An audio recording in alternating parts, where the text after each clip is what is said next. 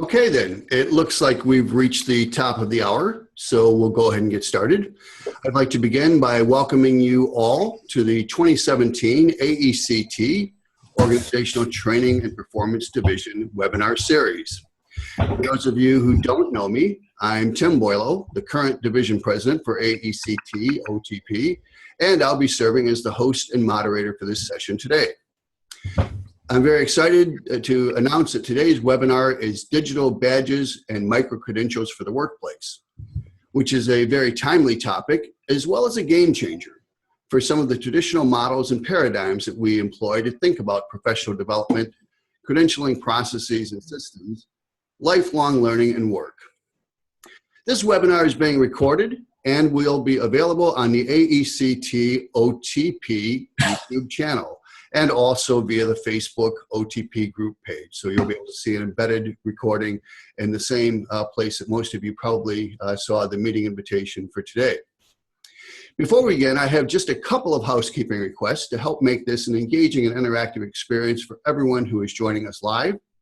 First, please be sure to mute your microphone to reduce audio background noise and to make it easier for everyone to hear the presenter. And second, please post your questions to the chat, and we'll attempt to address them as best as possible and hopefully reserve some time at the end for an open discussion with our presenter as well as the webinar participants. For those of you who may not be familiar with the Zoom meeting interface, if you mouse near the bottom of the screen, it will display a menu for you, and that's where you'll find the button to open up the chat session and to participate in that way. Okay, we do have about 16 people currently in the room, and we have more joining us. So without further ado, it is my privilege and honor to introduce our presenter as I welcome Dirk Eifenthaler. By way of background, Dirk is professor and chair of learning, design, and technology at University of Mannheim, Germany, as well as adjunct professor at Curtin University in Australia. His previous roles include professor and director for the Center for Research and Digital Learning at Deakin University in Australia.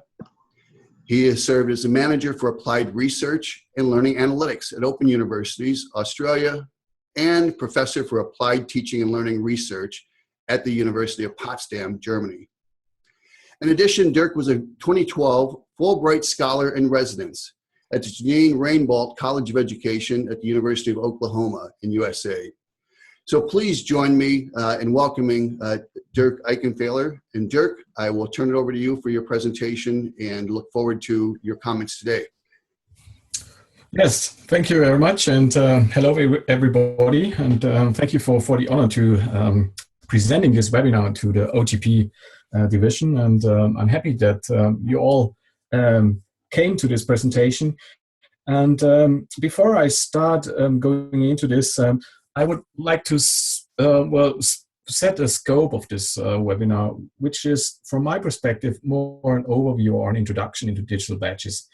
We don't go into all the details we might expect from digital badges. On the other side, we also do not do any practical exercises like creating a badge or designing a badge. That could be further webinars in my understanding. So this could be rather a series of webinars because this topic is so huge. It would make sense to to continue in this progress of introducing the badges, but also then going into the design and application of badges. So I want to give you quite a good overview on what does it mean in terms of badges, how does it link to assessment, how does it link to the challenges as well of digital badges. So Tim already talked about my background, and so these are some outcomes from my research over the past few years. And if you're interested in that, go to my website, www.eifenthaler.info, and or you can follow me on Twitter, and you will find all the resources to these books, but also to research publications in journals, etc., etc. So, and if you spot on all these books, you will also find a book which is focusing on digital badges. I will come back to this in a few minutes. I'm also the editor-in-chief of this journal, Technology, Knowledge and Learning, and I want to invite you to submit whatever research studies or also work in progress studies or reviews of literature or emerging technology reports, but also book reviews to be published in this journal. It's a Springer journal, it's indexed, and it will apply for a index like a impact factor for the next year. So I think it's a well-positioned journal in the area of education technology in general, but also specifically focusing on case studies and studies, well, not finalized yet. So, you know, for example, validating an instrument or other aspects also in the workplace area, which is case studies not having multiple of participants. Last advertisement would be a conference I'm the program chair of. So that's the CELDA conference, which is Cognition and Exploratory Learning in the Digital Age. And we are running this conference series for 14 years now. And this year it's in beautiful Portugal and close to the sea. And we have a keynote speaker, Pierre Dillenbourg, a very respected researcher in Europe from EPFL, which is the Center for Digital Education in Lausanne in Switzerland. So this would be an exciting conference, and we have different types of possible papers, full papers, short papers, and reflection papers, which is kind of a poster. And the first call ends at the 7th of April, so not long, but there will be a second call, so you would have time to submit your proposals there. We have a very good research output from these a conference series. We always have a special issue in an index journal, and we will collect chapters for book projects every 2 years, which is also published by Springer. So there's quite a lot of opportunities, not only traveling to Portugal, meeting nice people, but also having a good research output here. So now let's go to the topic. So the idea is really to look at this book and give you some insights what's in the book, and of course also a little bit perspectives since I worked on this book. So the book project basically started 2014 while I was in Australia and involved in a project focusing on digital badges. But then, it took quite a while to bring in all these fantastic authors, and we have 28 chapters in this book, and you can see there's 4 parts. We have focus on theoretical foundations of digital badges, which looks into learning and assessment, of course, and looking into the history of badges developed over time. The second part is basically looking at frameworks from a technological perspective. So how can you implement digital badges in your institution? There are various platforms you might choose from, and various obstacles you have to overcome before having a running system, and that's basically the part 2. Part 3 is looking at instructional design for badges, which means how do you design an assessment which is closely linked to the badge, and how can you guarantee the validation of the badge linked, of course, to the demonstrated competence of a learner. So very interesting insights here in the third part. And the fourth part is really showing case studies, practices, and experiences which are already there. So it's kind of a very interesting insight what is already happening in the digital badge era. And interestingly, we have contributions not only from higher education, where badges are very strong at the moment, but also we have cases, for example, from workplace learning, which is, from my perspective, very interesting because there's lots of potential, of course, in HR at companies and in worldwide organizations. So you can download individual chapters, but also the whole book at Springer Links. So if you have access through your university or institution, you might get this just as a complimentary download with your subscriptions at the university. But there's also, of course, printed books available and hardcover, which you can order in your bookstore of trust. And I will focus a little bit on all these parts in my presentation today. And hopefully I do not take too long for my presentation, so we have enough time to have further questions or answers you might want to hear from me. Um, Before I go into batches, I want to talk a little bit about assessment of learning, which is basically the requirement before you move to batches. So before you can issue any batch, you need an assessment, and an assessment of learning, a demonstration of a competence a person has achieved. And that's the tricky part of the batches. It's not the design of the batches from my perspective. It's the way of how we assess learning and of course, how we conceptualize knowledge in that sense, or also competence and how we break it down and to make it accessible. So I want to quote one of my favorite scientists in the learning sciences, which is Jerome Bruner, and quoting knowledge is a process and not a product, which is exactly also what badges are doing.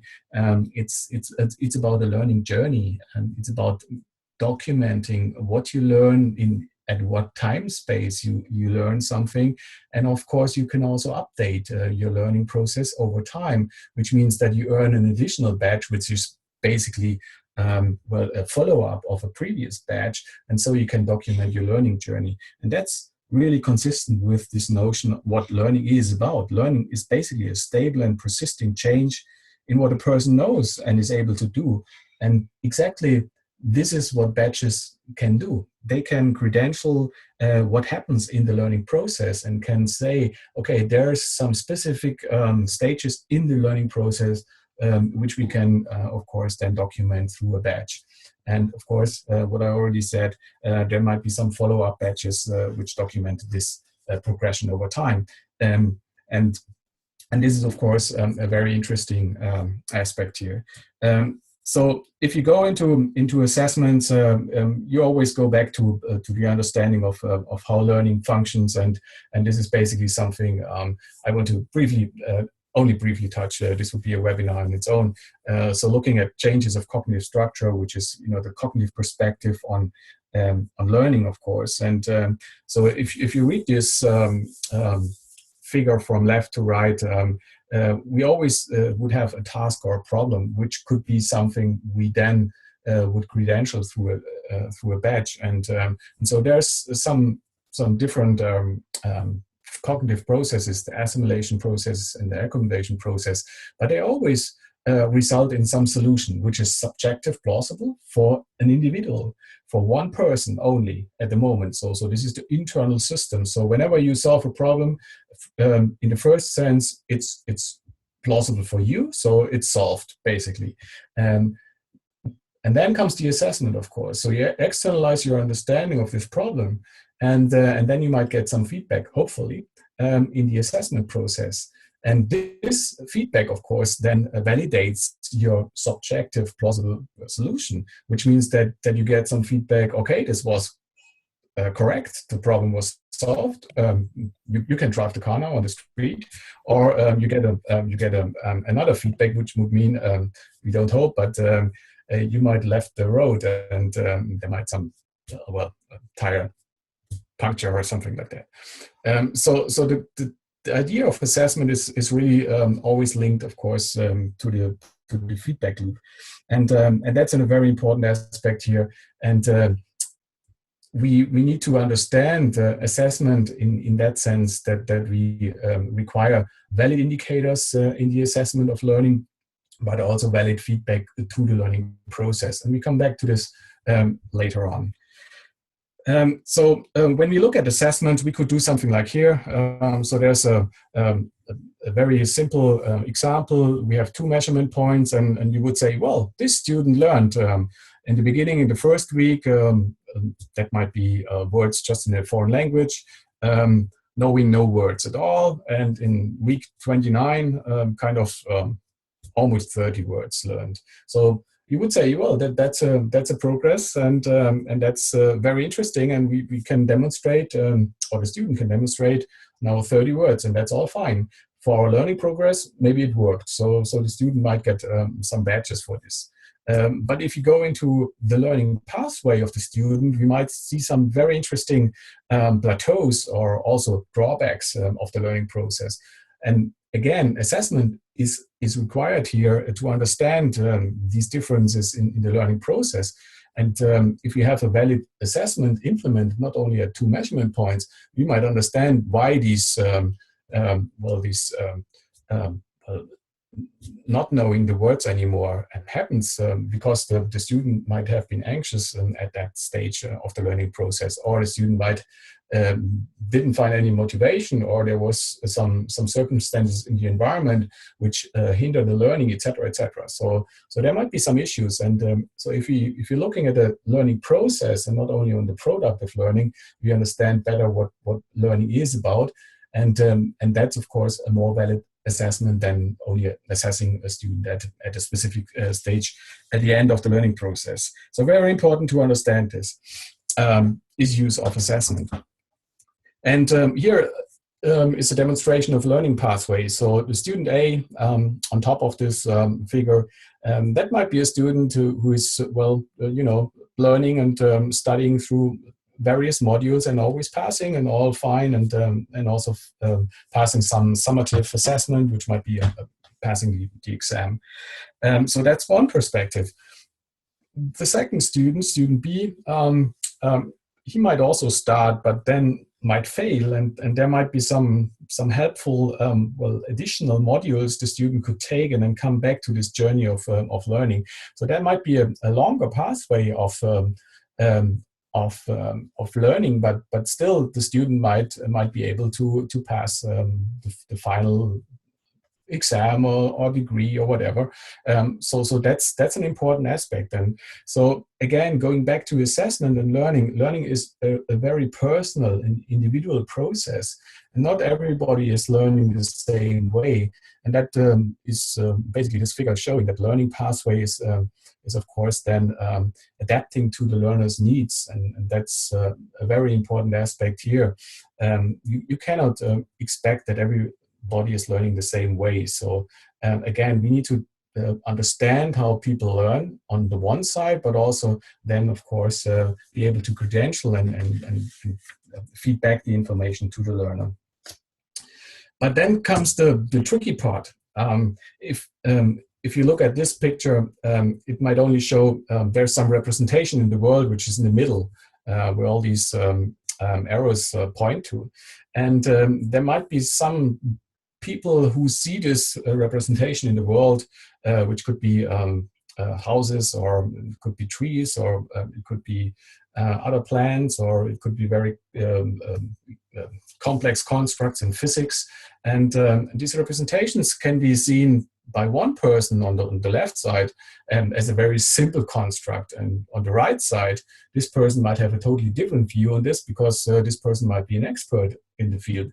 So these two persons look at the same thing, but they have a different representation in their cognitive structure, which again adds a complexity to assessment. So on what level do you assess in terms of validity again? So your assessment needs to address the right granular point of the constructs you want to assess. And again, feeding that into the badges is a very important step to have valid assessment criteria, but also valid credentials in terms of badges.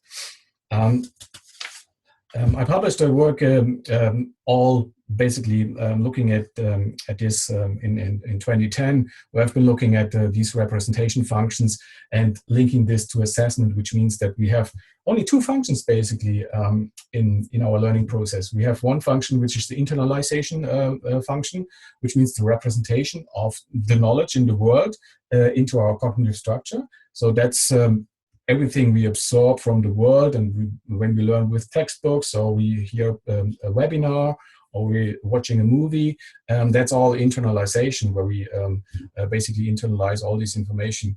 And then when we are asked in terms of assessment, we represent what we have internalized, which is the externalization function. And there are different tools, of course, and there's different ways and possibilities to externalize your internal information or cognitive structure. There might be, our language, which is natural, of course, and we could write down something. We could draw a picture or use knowledge maps. So there's different ways of re-representing, of course, this information which is assessed. And that's, again, a very big problem because there's always biases with the representation and also the re-representation. But still, we only have these functions in terms of assessing knowledge or things which are really learned. So you see, there's a big complexity before we move to digital badges at all. But in general, there's a work from some German researchers. They are saying, well, assessment can take the form of any method. So it can be assessment of learning, it could be assessment for learning, it could be assessment as learning. So you see there's different ways of assessments as well. And that's also very important to differentiate in terms of the digital badges if you're looking at the background of digital badges.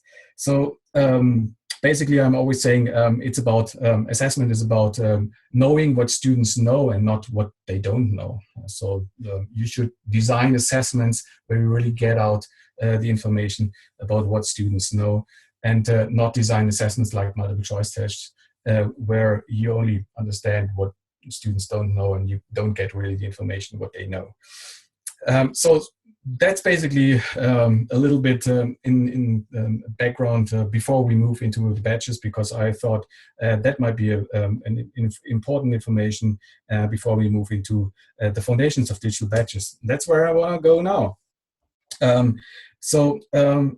What are digital badges and where did they come from, basically? So in my understanding and looking at the development of education technology, it all started with all these open movement eras. You know about open education resources, you know about the massive open online courses, and all these open aspects of education, making education available for everybody through digital technologies. And one thing, of course, developed here in this transformative way of seeing the world in education was also the implementation of the origin of digital badges. So basically, it could be also an idea, the digital badges of transformative way of seeing the education system, because what I said earlier, there's a need for assessment before you move to badges. So if you don't have a valid assessment, you cannot, of course, then issue a badge, and because that's the requirement. So that's a transformative perspective on badges as well. If you say your institution wants to start with digital badges, you need to have an assessment system in place which assesses learning in a valid way. Without that, you cannot move towards the digital badges. And that's a great thing in my understanding. So that we have some kind of disruptive element here in digital badges movement as well. And that's a great thing. And that's why I'm interested in this era as well. So let's go back and look at your credentials. So I have on the left side on the screen, I have an example of my, that's my doctoral certificate. So think of a credential you have earned lately, or I don't know, 10 years ago, 20 years ago. And as next, think about where is it? Where is this credential now at this moment? Would you be able to show it to me now? I tried to just do a screenshot here and show it to you, but it took me a long time to find it, honestly.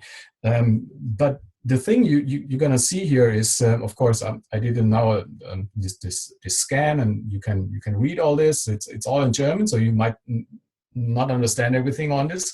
But it includes some information about the issuer. So that's the University of Freiburg in Germany. It also includes the earner who received the certificate. It's me. And so there's my name on it, and my date of birth, and so on. And also you can find some description of my achievement, but very, very small. It's only saying the title of my dissertation, and it says that's a doctoral of philosophy. That's it, basically. And what you also have on it is the date when it was issued. What you don't have on this credential of my doctoral degree is basically what's behind that, how many hours I worked on, and really what the competencies I needed to well, to be able to achieve this this doctoral degree, etc., etc. So there's many issues around this document which are not solved or not visible. And you can dig as deeply as you want. You won't find any information well further than this document about my doctoral degree, except the dissertation work I've been written. So the book of 300 pages or something like that. So, but really the competence behind that, you don't have any valid indicators here. And also I cannot, share it easily within a different institution. So it's always a hard copy kind of thing. And if I want to have a valid degree here submitted to another institution, I need to go back to my original institution, and they have to put in an original stamp on it, or kind of certification that this is the original document and not, a fake document, something like that. So there's many issues around this analog document, which cannot be solved very easily, especially in the digital age. So there's other examples of traditional badges. For example, maybe these badges here. That's from the Scout Merit badges up there. So there's something about knowing about economy, being able to cook something, being able to cycle, knowing road signs and things like that, or knowing something about the American history. You can also there's also other badges like the police officer badges or the firefighter badges, which have some more the character of enforcement because they are issued by a state organization, et cetera, et cetera. So if you look at all these badges, there's some issues around how the design of the badge is basically realized, and on the other side, the function of the badge. Is it a completion of an activity, which is basically the Boy Scouts, or is it showing some authority, for example, like the police or the firefighters? So there's and that's an international way of symbolizing, the completion of an activity, or also showing authority, because most of the government organizations worldwide have badges like police or firefighters, etc., etc. And also the Boy Scouts are an international organization, and they have tons of different badges. So, but these traditional badges are all analog, but they have some very important aspects like the design and also the function, which are also included in digital badges. And now we're going to look at the digital badge, which is a digital representation of a learning outcome, which is a very short definition of a badge. I will come back to further definitions here. They allow to clearly identify and also track the skills or knowledge required to be earned. And that's an important aspect. So like I said earlier, here you can really track what the person had to demonstrate before earning this badge. So that's all included in the badge, basically, but not only on this, on what you see on the screen. It's in the background, and we come to this in a few minutes. What's also very important is that you can communicate with badges, which means that a person holding the badge can store the badge, is able to track where the badge is basically shared to, or where does it come from, and of course also communicate what's behind all this information, or what's stored within the badge, basically. The badge movement started in 2011, just as a little historic background, and 2012 Mozilla Open Badges started, to issue the first badges and the badge backpack. So that's one technical infrastructure which is basically the origin of digital badges. What is behind this openness again is also the question of having a democratized use of the badges, which means anyone can use the badges, anyone can issue a badge, and anyone can, of course, then earn a badge. So that's, again, this openness of open education movement, having these open badges. And you can imagine this also adds problems towards the idea of digital badges, because if everybody is able to disseminate a badge or issue a badge, that might add questions toward validity of the badge, etc., etc. But we will have a conversation about that in a few minutes. So basically, one definition I used in the book we published 2016, The Foundation of Digital Badges.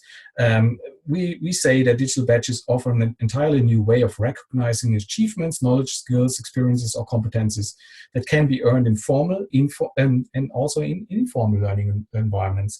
And that's a very important aspect here. First of all, we have an evidence of the competence achieved. And the second would be that we have different learning environments where you could achieve this. One would be for the formal environment, which is the school context or the higher education context, but also in workplace learning where you have formal training. On the other side, you might also have some informal learning environments in the workplace, and that might be also credentials, and that might be also some achievements you might get a badge for. And that's exactly where we have a look at some cases in the workplace in a few minutes.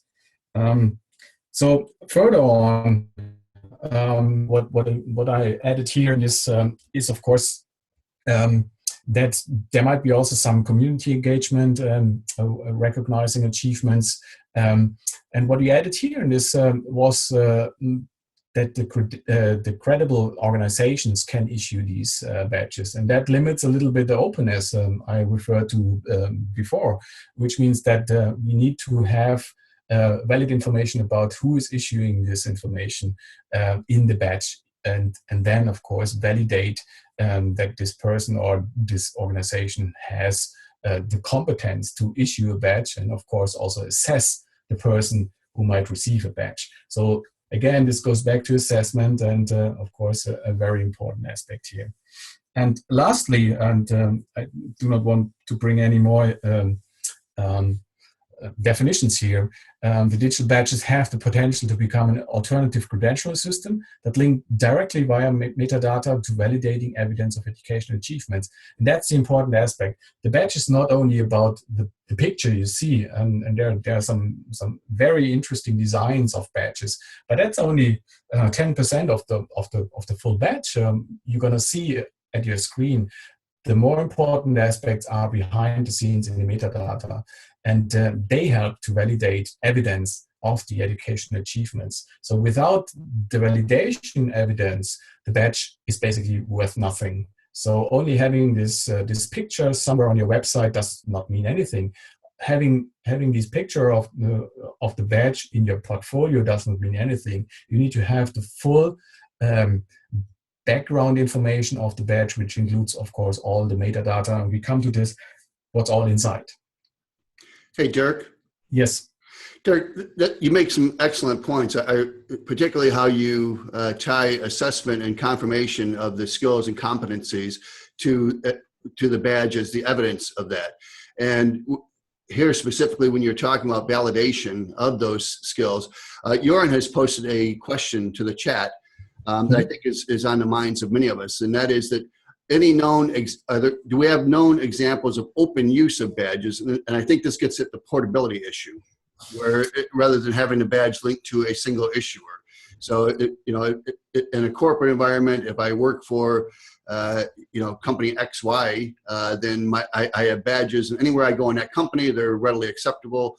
But if I leave and I go to a higher ed institution of YZ, then they might say, well, how do we know that we don't have the same standards? So would you address that, or would you prefer to come back to that? I will come back to some cases from the workplace later on, but I can give you some quick insights here before. We'll have a conversation about this a little bit later on. So there's some very interesting aspects here. On the one side, there might be some privacy issues as well, because badges require your email address as an identifier, for example. So the question in the workplace is always, can you use your email address of the workplace, or can you use your private email address? So there's some very important aspects here. So if you're leaving the company and you do no longer use your company email address, this might be all lost. So that's something very interesting aspect here in terms of who is the owner of the badge. Basically, you are the owner of the badge because you demonstrated what you know. But on the other side, there's also some aspects towards if the assessor is basically, you know, some kind of also a holder of your use test what you know. So there's some important aspects here around as well. Again, the openness. So if you look at the Mozilla backpack, for example, you can add if these badges follow the standard of open Mozilla badges, you can add all these badges to your backpack, and the backpack basically holds all your badges. So if your company follows these standards in metadata, it's no problem to, you know, transfer your achievements or badges to other companies. But there might be an issue of validity in terms of time, you know. So there might be some badges who have only a valid time frame. So there might be, you know, knowledge who is no longer up to date, and that might be an issue as well as of the badge, and the badge might expire, of course. Excellent, thank you. Okay, so but I come back to this in a few minutes as well. So let me see. Yeah, so what is the relevance of badges? We could ask us. First of all, again, it's not assessment. Digital badge is not an assessment. It's just the way of showing that you were able to demonstrate something, but it's not the assessment per se. So the assessment is before the badge is issued. But from an education perspective, there's some relevance to badges. First of all, it might be some motivational mechanisms. If a learner receives a badge, there might be some, you know, some way of feeling autonomous and also relatedness to a subject or to a skill or to a competence the learner demonstrated. But also it can be, from a motivational perspective, an issue of self-regulation. So there's some highly interesting aspects linked to here to motivation theory and well, motivation psychology.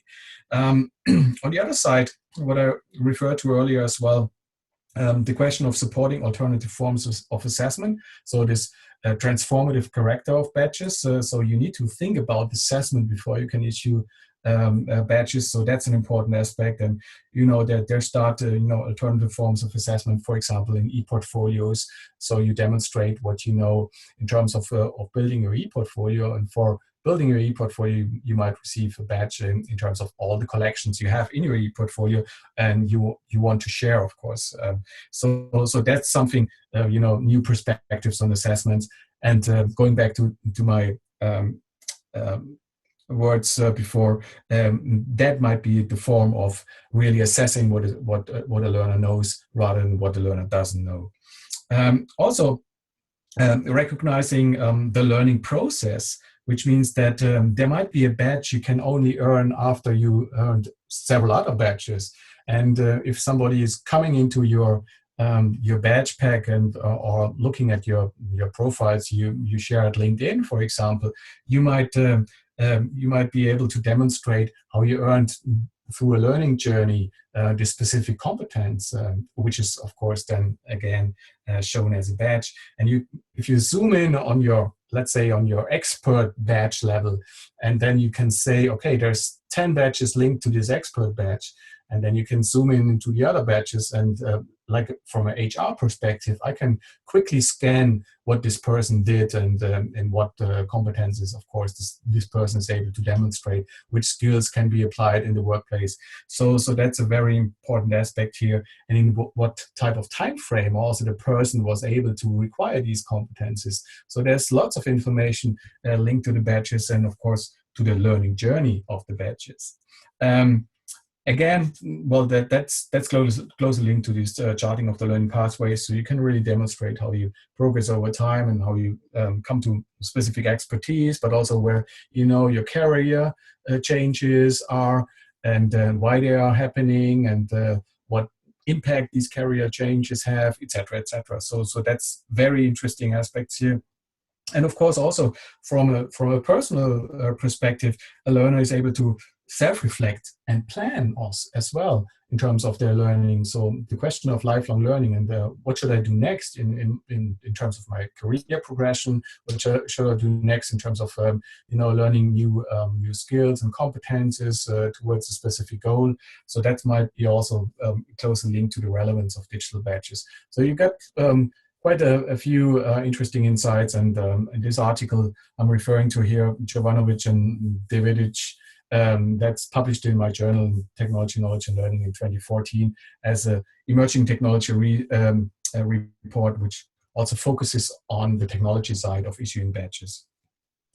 So another interesting work, which is published in the book of Foundations of Digital Badges, is by Alison Lockley and colleagues. And here we see several use cases of digital badges.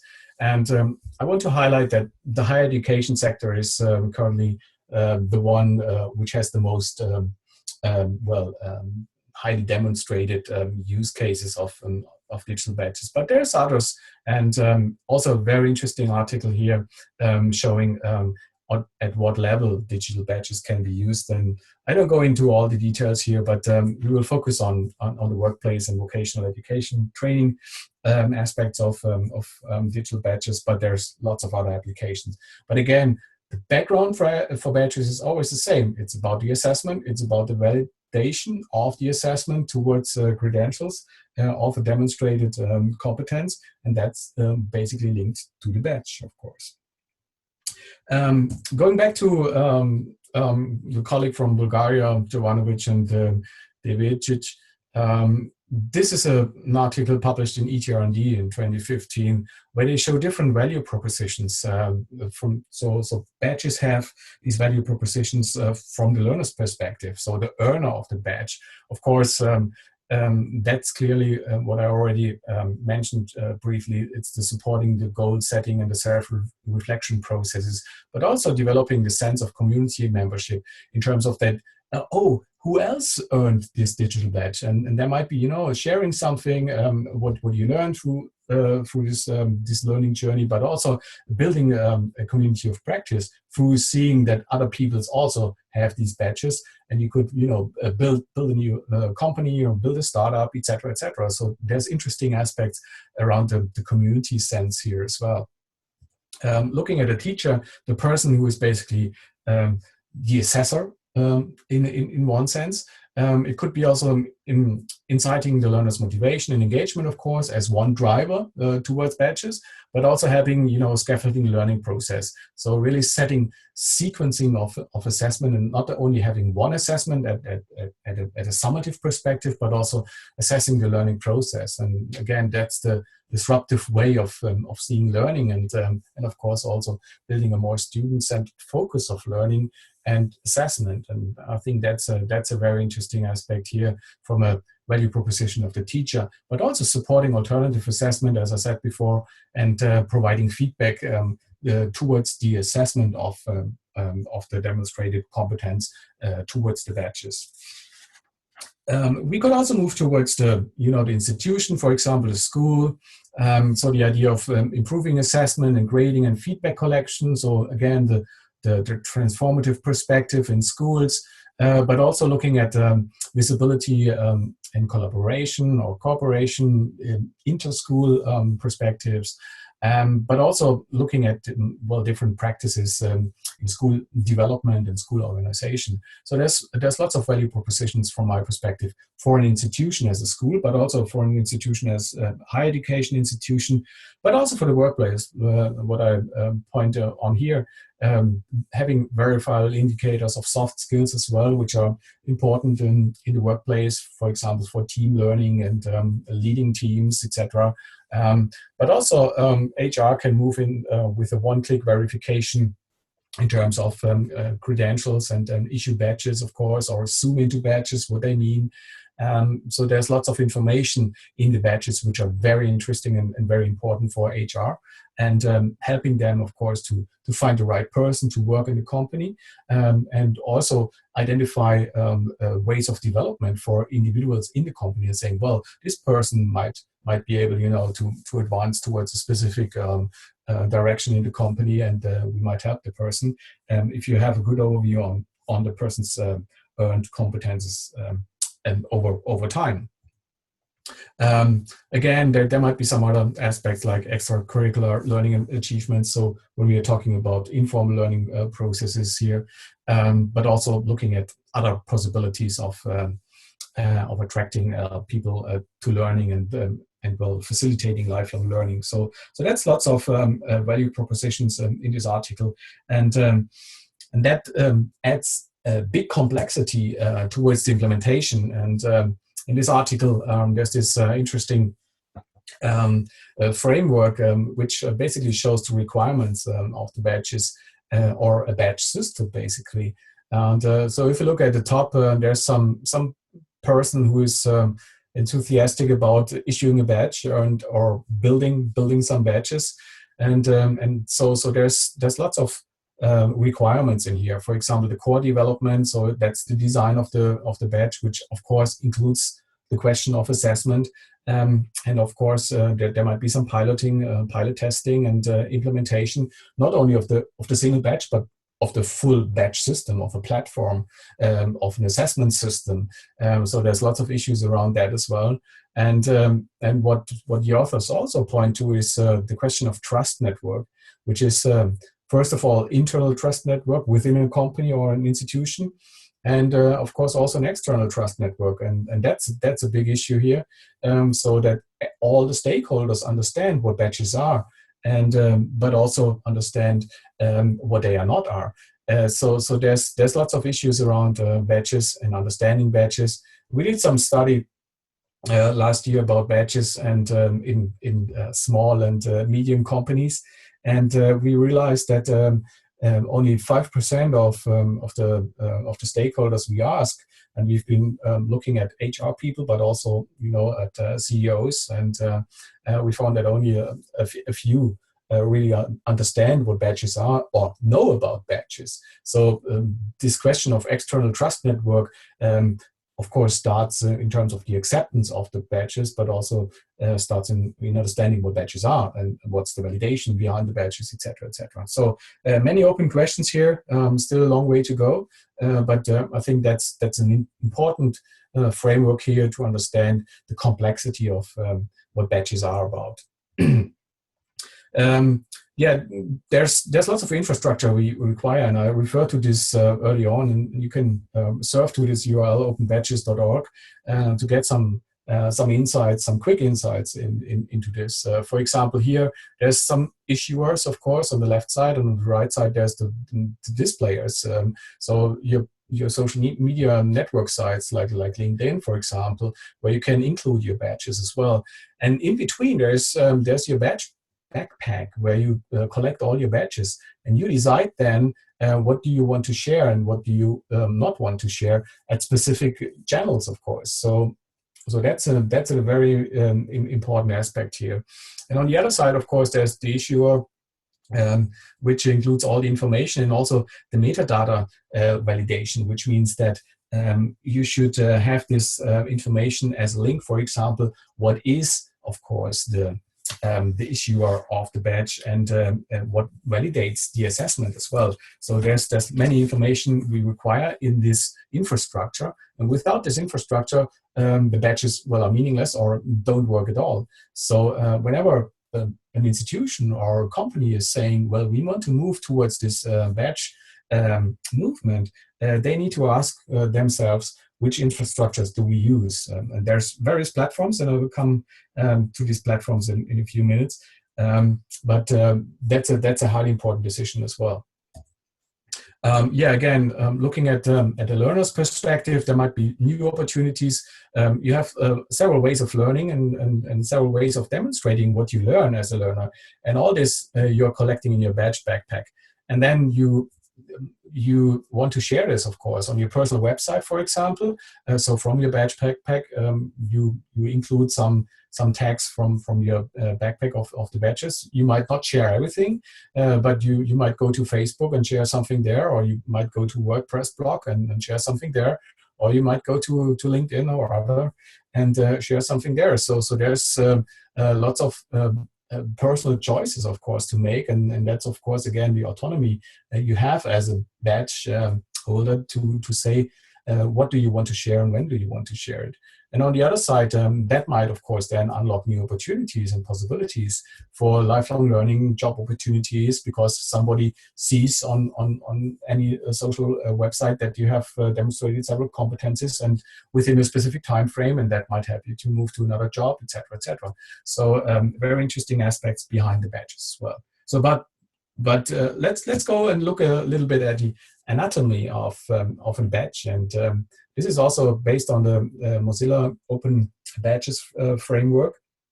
And this basically, this picture shows, what is the badge image, of course, and that's only the surface. What's really important is deep down in the badge, and they call it the badge baking.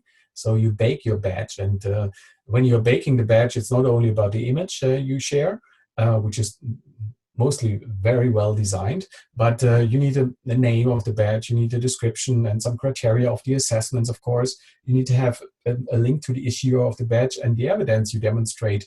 And of course, some aspects like time or additional information like tags you might link to this badge. So that's a quick overview, but we can go into this a little bit more in more detail in a second.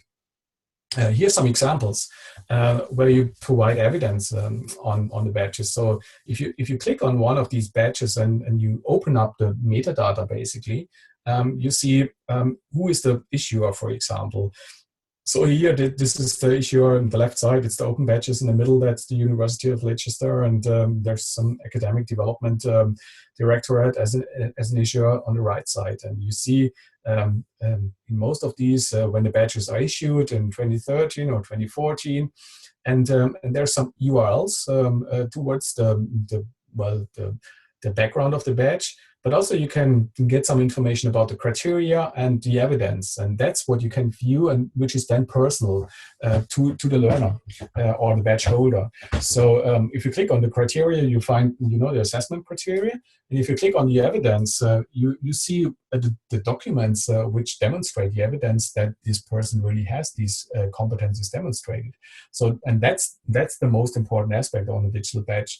And if you don't have this information of evidence, for example, the badge is useless in most cases, because if you cannot demonstrate evidence, it's not a valid way of demonstrating that you're able to do it such and such.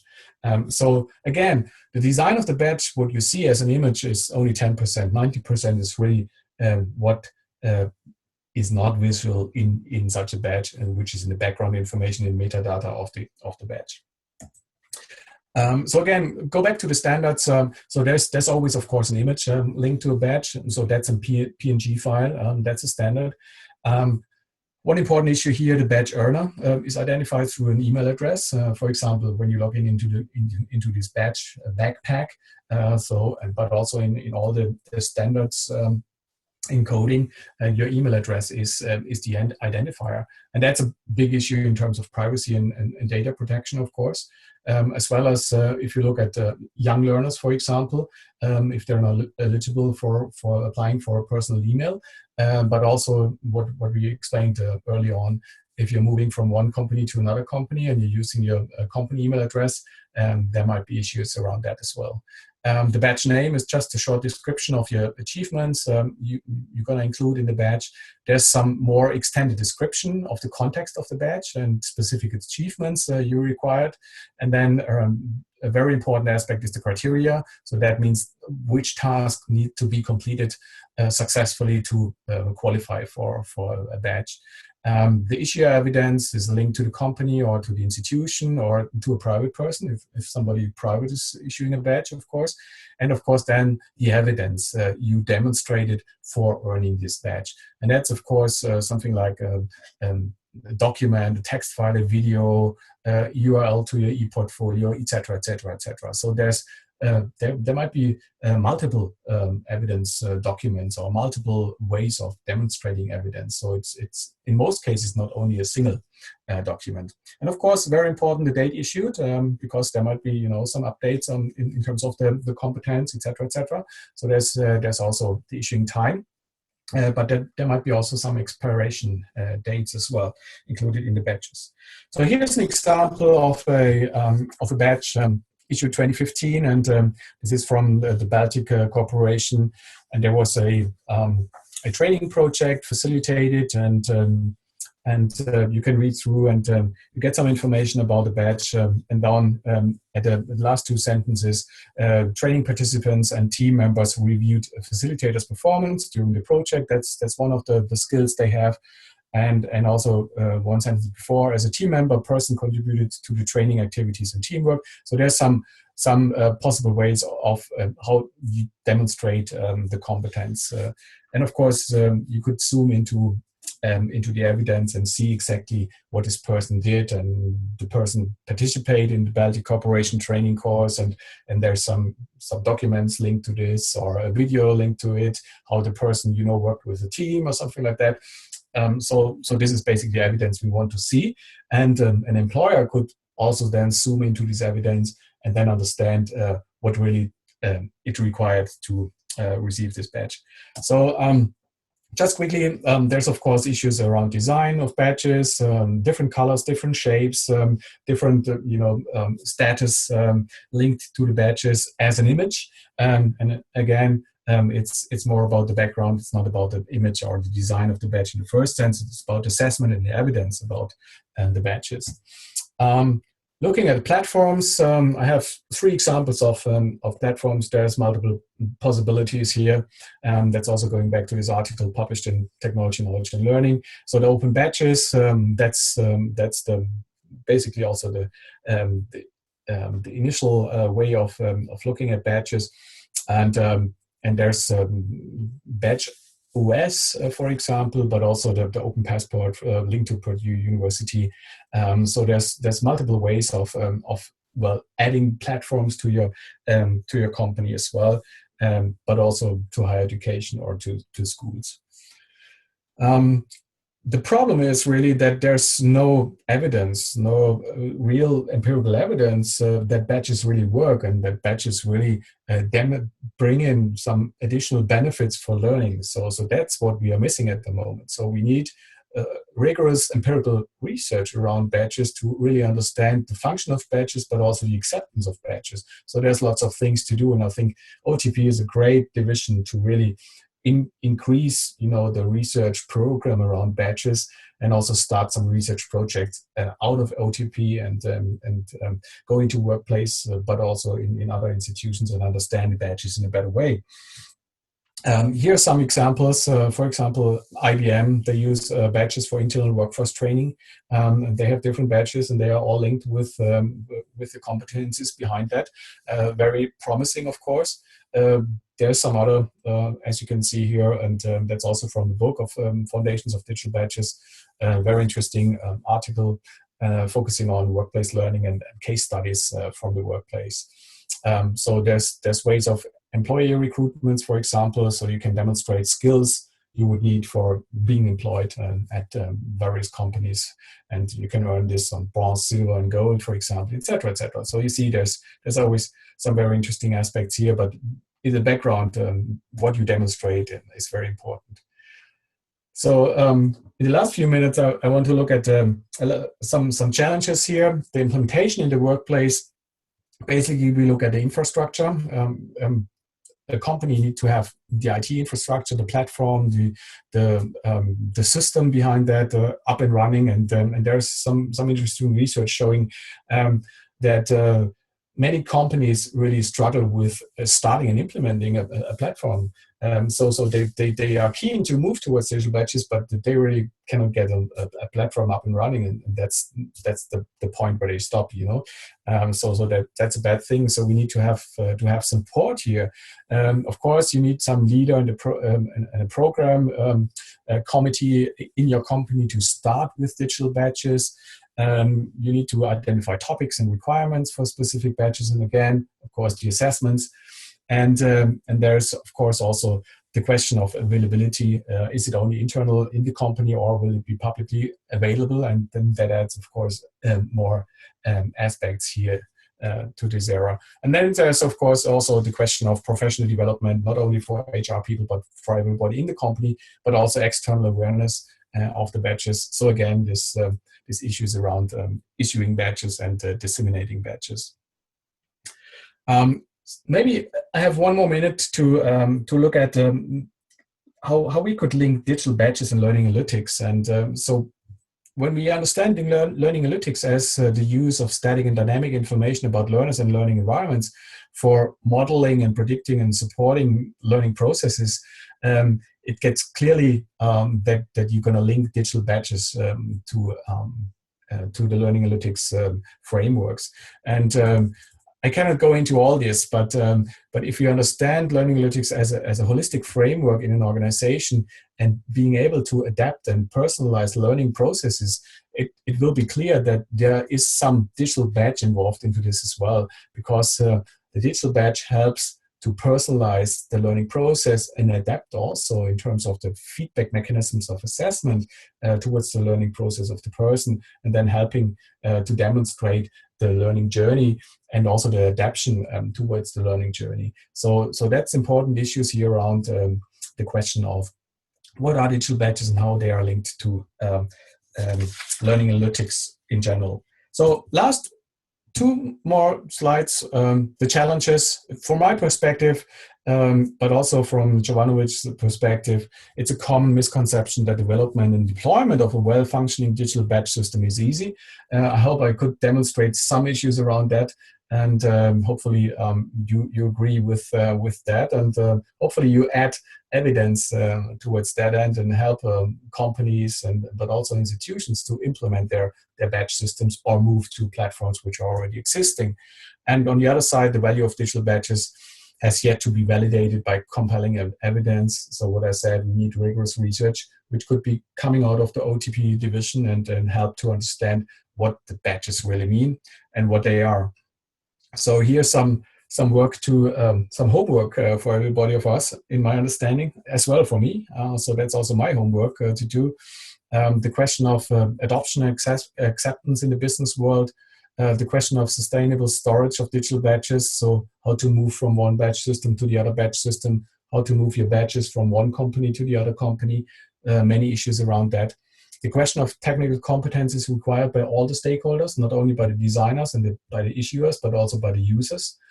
So sometimes people really struggle to earn a badge or really implement a badge into a badge backpack and then share the badge. So there's some technical issues in terms of usability here as well.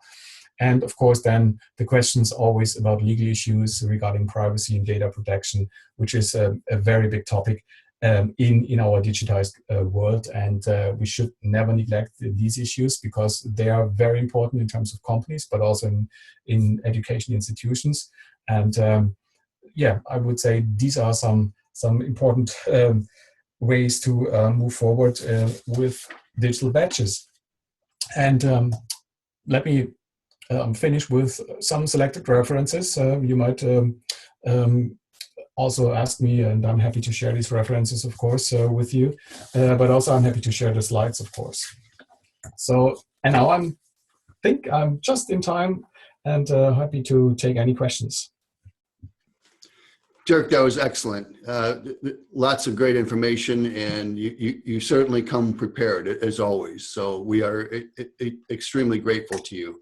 I've been monitoring the chat. I think that you've addressed most of the questions. I think that, and you've also phrased the argument very eloquently. I think that there is so much more that we don't know. into this in terms of linking badges to existing credentialing services, certainly portability.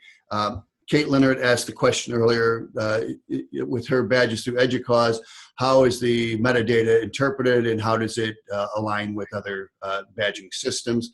So again, I think there's wonderful information here. And if you would not mind, Dirk, sending me a copy or a link to your slides, I will include that in the Facebook rebroadcast of this video. And if there's, as we are out of time, unfortunately, I don't know that we have, it can take many more questions. And I think most people are moving on to other activities in their day. But I want to thank you again, Dirk, so much for sharing your time and your deep expertise on this subject matter. And I hope that you will all follow the OTP activities for AECT on our Facebook website and use that as a venue. If you have questions for Dirk, if you have further needs for information related to this and other topics, please share those with us and we will do our best to facilitate those learning opportunities moving forward. So again, Dirk, thank you very much, and everyone have a wonderful day.